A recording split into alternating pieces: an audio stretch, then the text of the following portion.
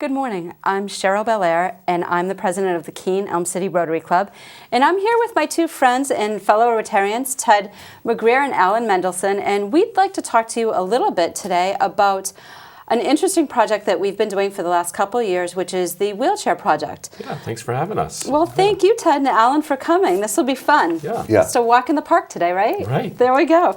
So, Alan, why don't you just give us a bit of an overview of the Wheelchair Foundation? Well, the Wheelchair Foundation was started by a gentleman in the year 2000 named Frank Baring, and he was a successful businessman.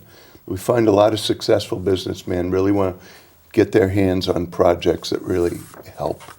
And so he knew there was a great need for people who couldn't afford wheelchairs throughout the world, including America.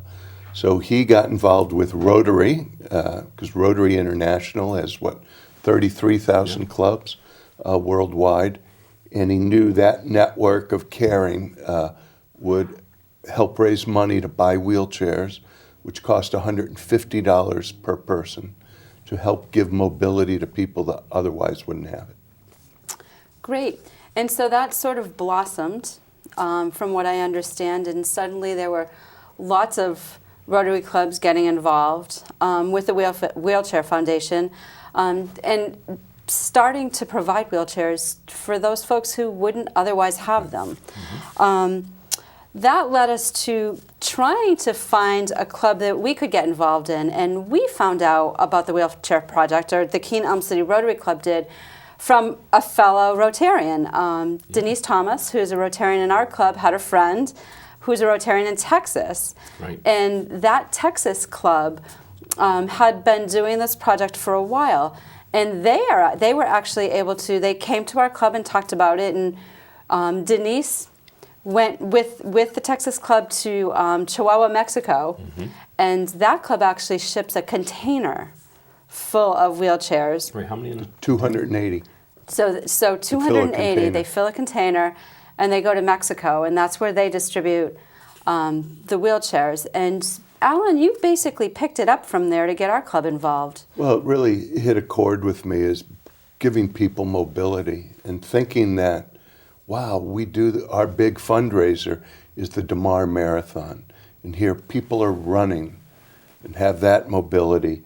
And so if that could help other people who don't have mobility, it just seemed like a great fit. And so after Denise presented to our club, we said, well, yeah, we want to do that. So I contacted the Wheelchair Foundation and said, is there some country nearby that we could get involved with so we could go there, be a part of it? And they said, well, there's this great club in Jamaica who's been doing it for like 14 years. They've given out about 4,000 wheelchairs. And 2 years ago, Ted and I went over there and got involved in the delivery. Maybe, Ted, you can talk about kind of how emotional that was for us. Yeah, I mean, if I can back up just a little bit and just say that the Clarence DeMar Marathon is really our club's biggest fundraiser, Madam Yes, President, it is. as you know. And you know, we have kind of different buckets that we use those funds for throughout the community or international community. So I believe you went to the board and said we'd like to see if we could take some money and purchase some wheelchairs ourselves to go to Jamaica. I think we chose because it was relatively close too, right? And not a 10-hour flight by any means. But you know, Alan sent me an email and said, would you like to do this? And he sent me a YouTube link from the Wheelchair Foundation. And I'll tell you, that's all you need to do is go to wheelchairfoundation.org and see people all over the country and the world who otherwise don't have the money to buy a wheelchair. And they're you know, paraplegic, if you will, and they're on skateboards, they're on anything that has wheels to try to move themselves around. And that's when we said, you know what, for $150 per wheelchair, we could do a lot. And you know, that Clarence DeMar Marathon is movement, and we thought, you know, movement for mobility, and we thought it was kind of a neat you know, dovetail into one another. Yeah. I think it is a great dovetail into it, and I think it's hard to understand how important, because we all have mobility, how important that really is. And we live in a country where if something happens and you're leaving the hospital and you don't have mobility, there's a way to find it. There's a way where you have access to a wheelchair. Well, in lots of other countries, that's not true. And you guys came back telling stories about the fact that, there are often family members who their only job in life is to carry their sister or brother or cousin everywhere they have to go. Yeah. So whether, the first thing in the morning you get them up, and your job is to carry your relative wherever they have to go. And we almost, if you go to the hospital and you have to have a knee surgery, you leave the hospital or you have a dual knee replacement, they give you a wheelchair. And we almost take it for granted. It's there for us. It's there. But I mean, hundreds and thousands of people don't have that ability to leave the hospital and have that. Right. So yeah, their family members are taking care of them. We delivered a wheelchair to a young man who hires an assistant in Jamaica to take him everywhere. Right. And so, we'll tell stories about that, but that's pretty profound. It is pretty profound. So the place where we've been for the distributions, they bring people from a spinal injury rehab center. And these are people, some have birth defects, spina bifida, some people had conditions.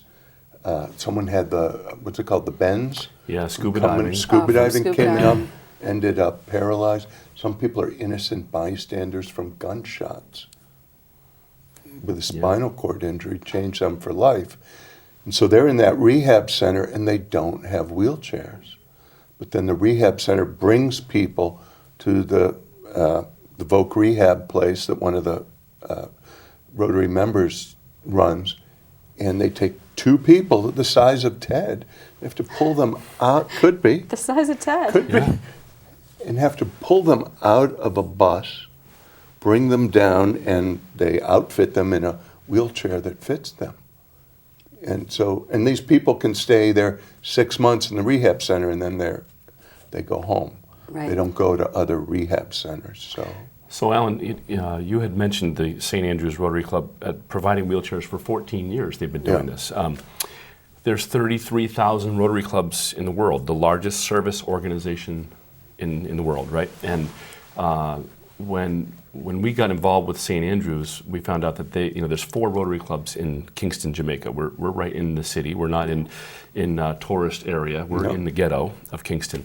And St. Andrews Club is known as the Wheelchair Club. And they've got, 35 or 40 or so members in their Rotary Club. They're an active 40-member club. They really are. Yeah. So when we fly down, we go to a Rotary meeting first, and we get to know the new members and some of their, kind of senior members that they kind of guide us. They pick us all up at the airport. They take unbelievable care of us. And then the following day, we go to this vocational rehab, or what would you call it? A vocational center, if you will, that one of their Rotarians runs. And it's a wonderful place where high school students or students after high school go to learn about nursing or welding or all these different trades, essentially. And these buses from the hospital rehab center arrive there. And there's hundreds of nursing students, all dressed up in their nursing clothes, that all kind of sit around in this kind of makeshift amphitheater, if you will, and all the wheelchairs are laid out. And we do a little presentation. They usually bring a TV station with them because it's kind of a big deal. But St. Andrews does this twice a month, all year long. They distribute wheelchairs twice a month. Twice a month. Yeah. And it could be, my understanding is it could be somebody who has been provided a wheelchair 5, 6, 7, 8, 9, 10 years ago, whatever it is, and they need a new wheelchair. They've either, the wheelchair they have either needs repairs or maybe they've outgrown.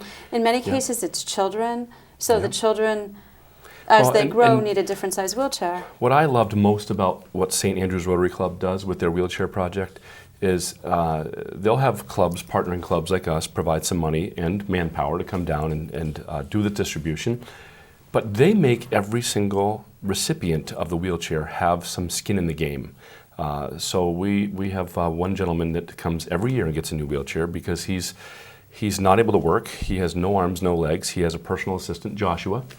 And Joshua's wheelchair, literally the wheels are burned right off of it at the end of the year. So, I mean, he only gets 1 year out of this thing.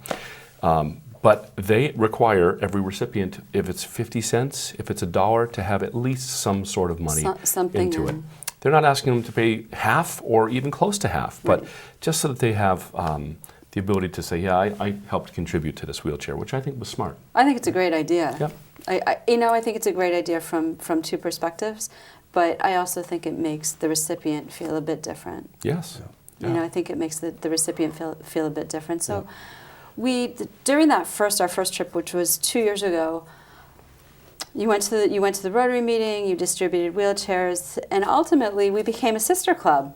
Oh, yeah. Right? Yeah. So, you two, we're going to hire you as ambassadors. Well, you came home, and the next thing I knew, you came to a Rotary board meeting and said, we've been invited to be a sister club. Well, what the heck is a sister club? Right. We didn't know what one was. Ted and I presented, and we talked about the activities of the Keene Elm City Rotary, and a lot of it was about our marathon, how we picked it up and ran with it. And at the end of the presentation, some woman got up and shouted, "We want to be your sister club." And we just thought that was a show of support, but we didn't know that was an official thing in Rotary. And we've come to establish a relationship of trying to work with them, both give and take, not us just going down there. Yeah. And they have a Rotaract club, which is for young adults, that's much further along than the Rotaract club we just established. And the first step is that they said, "We want to come to your big event." Which they did. Yeah. Yeah, when we were explaining what we do as a club, and the Keene Elm City Rotary Club's biggest fundraiser, as you guys know, but our viewers may not know, is the Clarence DeMar Marathon. Right. And that's not just a marathon run for runners, right? We have a senior run. We have the Kids DeMar, which has been unbelievably popular. So we had 1,700 kids running. 1,700 and well over 100 seniors. Yeah. And then we have a half marathon and a full marathon. So we really kind of look at this as race weekend, don't we? And it's just amazing that the funds that we raise from the Clarence DeMar Marathon, we have 5, 6, 10 different buckets that we're using those funds to support lots of community events in Keene, but also in the world, right? So we've got lots of things going on locally, but then, we've spread our wings and we're really making an impact globally. Right. And So when we shared this to the Jamaica Rotary Club, the St. Andrews Club, and this woman said, we want to be your sister club. It wasn't just because we put a race on. It was because the youth were involved, the seniors were involved.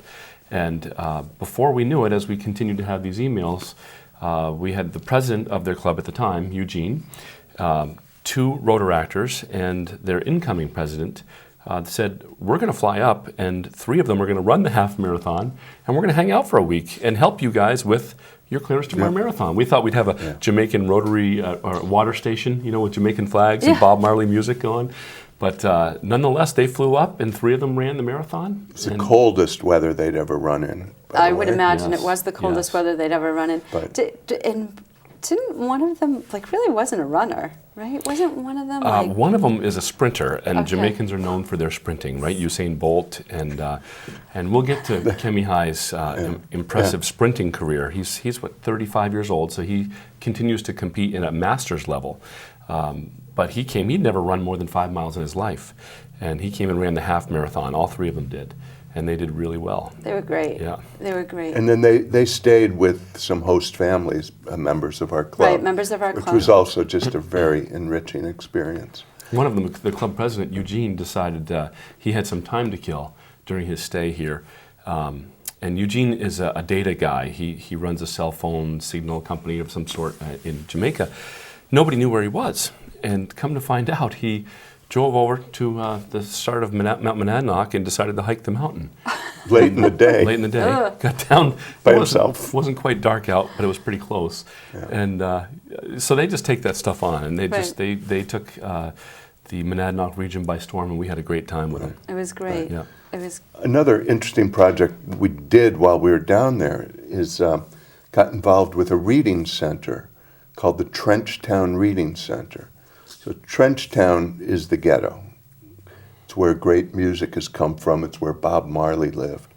And their president, Eugene, the year he was president, he took on a project and really wanted to help this reading center improve with both projects and the physical structure. Yeah.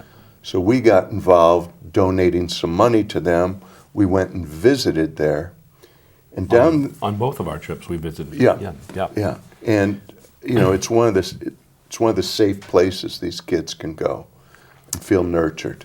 So this is a reading center for children, and my understanding is they go there after school, and there's one woman who basically coordinates this whole venture, right? Yeah, her name, they nicknamed her Sweets, and the incredible story about Sweets is that she was a student at the Reading Center when she was young.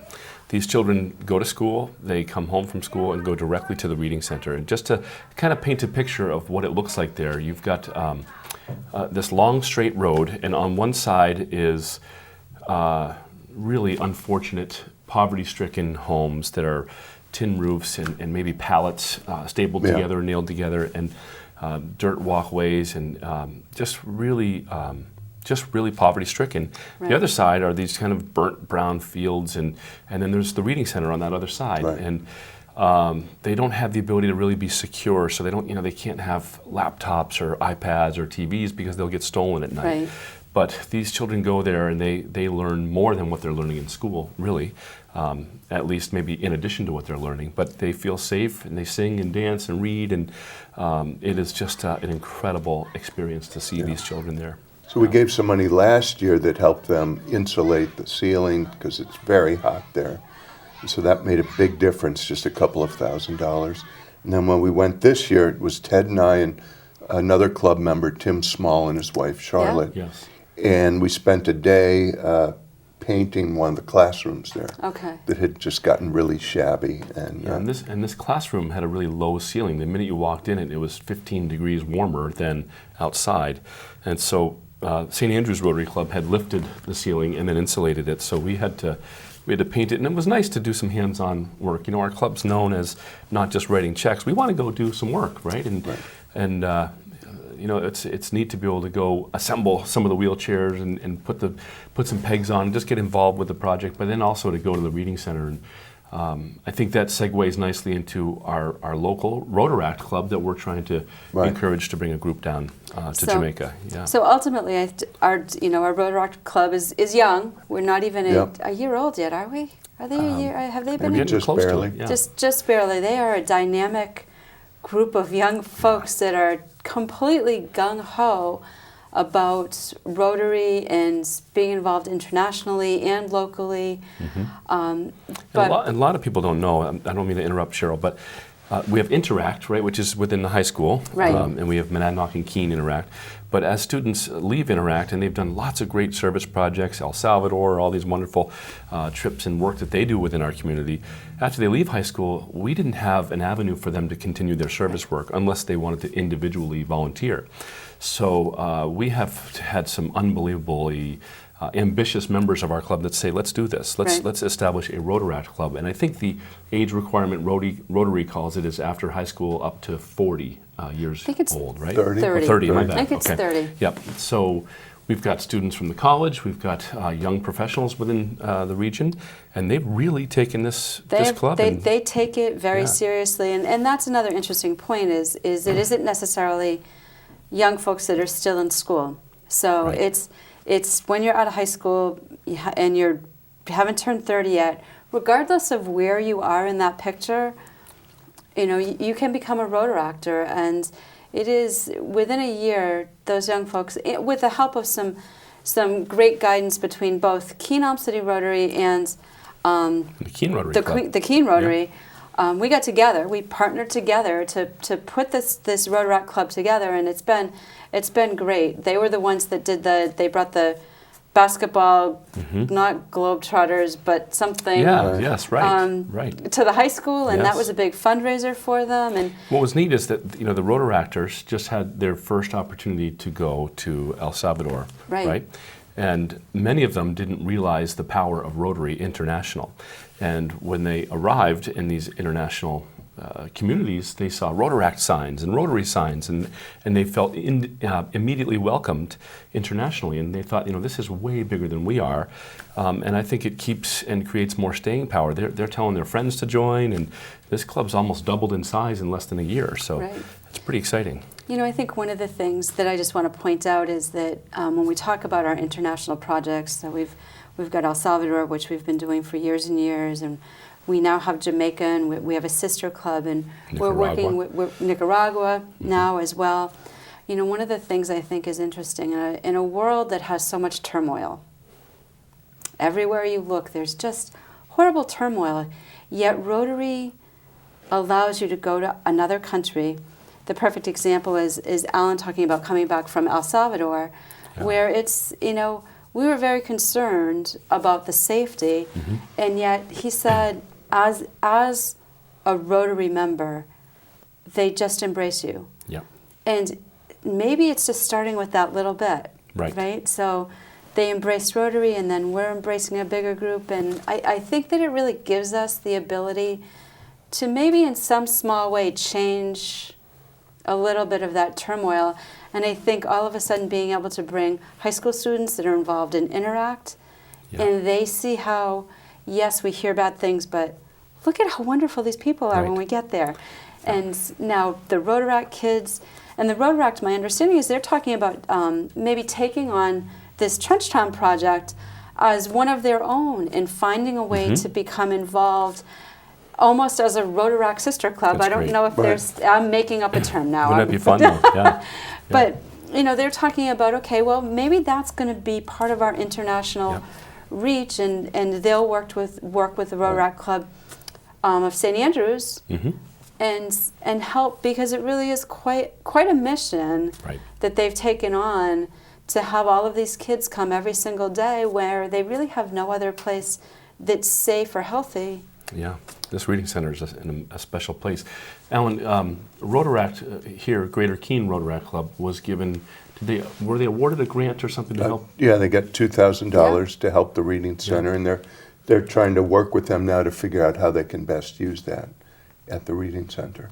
Great. But when we were down there, another thing we did is creating that connection. Ted fills up bags of T-shirts and sneakers. And so it was great to give these kids sneakers who probably had maybe never gotten a new pair of sneakers. Right. Well, and they weren't expecting them. And let me say that the sneakers didn't come from me. The sneaker project that we're so proud of, our Elm City Rotary Sneaker Project, you know, we provide almost 800 pairs of sneakers to second graders, which is a whole another episode in itself. But let's just say we had a few extras, and I brought a big bag down, and I sat down with these children and put the shoes on their feet, and you know, the minute they leave that reading center, it's a whole nother world that they're going into. Yeah. And many of them, well, probably most of the children in that town, in Trenchtown, have never had a pair of brand new sneakers. So I told them, put your name on these. These are yours, you know, because they're going to get stolen. Right. Yeah. Yeah, so it's interesting. I'll share. I have to share a funny story about our trip to Jamaica. Can I? Well, it's a little late now. The power of being a Rotarian. We had an extra day to spare, and so Alan, we woke up in the morning. We had a nice breakfast with some Rotarians from Jamaica. Alan, I think we were going to go to the beach that day, so Alan decided he'd go up and take a little cat nap. A cat nap. Well, maybe he was jealous of that. So we're in the lobby of our hotel, and we walk outside, and Tim Small and Charlotte and I see these dignitary cars all lined up with flags on the front of their hoods. And then we see two police officer, kind of a motorcycle police officers there. And so we were walking in front of these cars thinking, you know, what's going on here? And one of the police officers came over to us and said, do you have any questions about these cars? And we said, well, yeah, we just wondered, you know, what was going on. He says, well, what are you guys doing? And we said, well, we're Rotarians. We're here doing humanitarian work in your country. And he said, well, your hotel has a conference room, and the Prime Minister's in there doing a speech right now. So Alan's upstairs sleeping, and Tim... I think we'd already mentioned that part. No, I'm not sure we did. Ted, was Alan upstairs sleeping? He was sleeping, yeah. Okay. And so Tim and I said, wow, that's pretty neat. And they said, you're Rotarians. We said, yeah. We said, any chance we could meet him and just say hi? And he said, yeah, walkie-talkies to the head of security who's in the other room. And he said, sure, we'll make that happen. So he's done speaking. He comes out, and he comes right up to us. We get our picture with the Prime Minister of Jamaica, and he says, we appreciate Rotary and what Rotary does throughout our country, and thanks for coming. That's great. So when Alan woke, we told him, buddy, you missed the Prime Minister. There'll be no more napping. Yeah. So this is probably... Snooze, you lose, right? There you go. This is probably a good time to start thinking about wrapping up our session. why don't you each try to give me just one quick story that you feel is just from the heart. What did you see that you would like everybody to know? Go ahead, I'll let you start. I'll do one that's more shameless. I've been, at the end of the day, I empty my pockets. And I have a coin jar on my dresser. And it's just about full. And usually I like, oh, Ellen, let's go out to eat or something with that money. I'm going to buy a wheelchair with that money. And if it is such a good investment, you get such a return, or someone gets such a great return on that, day after day after day for years. And if you know that the change or writing a check to us, you can contact us. It's a deductible, it's tax deductible. Yeah. And to know that one other person is getting a wheelchair in Jamaica where we're working is just huge. It is huge. Yeah, I'll share that, when we did the distribution, the presentation, and all these folks were lifted out of the buses and put into their new wheelchairs, we didn't know each one of their stories per se, but there was a gal who was probably 21, beautiful, just, beautiful facial features. You could tell she was just well kept. Come to find out, she had a modeling career. And she had she was on a trajectory that was straight up, to the top in Jamaica. Was leaving a friend's house. There was a drive-by shooting. She was struck in the back by a bullet and was paralyzed the rest of her life. And she would talk about it, but it was a relatively short a window between the time that she was shot and the time she received her wheelchair. So she was still pretty distraught, but pleased to have her own wheelchair. And that's great. And I like what you're doing. And people can write checks to Elm City Rotary, and I think we're going to grow this wheelchair project. We are. So I'm going to wrap it up. I'm going to thank both of you for coming and talking about this. Thank you for your service. Ted, I know you've not just Jamaica, but you've been to El Salvador, and Alan, you've really kind of made this whole wheelchair project happen.